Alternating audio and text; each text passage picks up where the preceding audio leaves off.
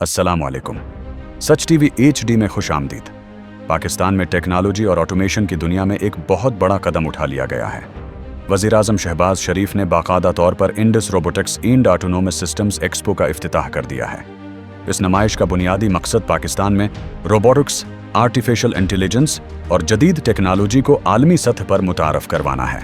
नुमाइश में मुल्क भर के नौजवान इंजीनियर्स और साइंसदानों ने अपने तैयार करदा जदीद रोबोट्स और ऑटोमेटेड सिस्टम्स पेश किए, जिन्हें देखकर हर कोई दंग रह गया। तकरीब से खिताब करते हुए वज़ीर-ए-आज़म शहबाज शरीफ का कहना था कि पाकिस्तान के नौजवानों में सलाहियतों की कोई कमी नहीं है। हुकूमत का मकसद IT और जदीद टेक्नोलॉजी के शाबे में नौजवानों की मुकम्मल सरपरस्ती करना है, ताकि पाकिस्तान को आलमी सतह पर आगे लाया जा सके।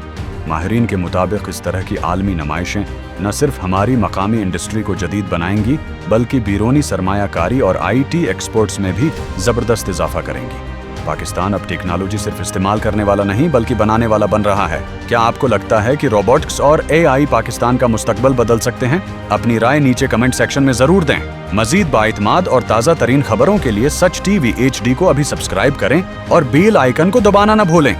शुक्रिया।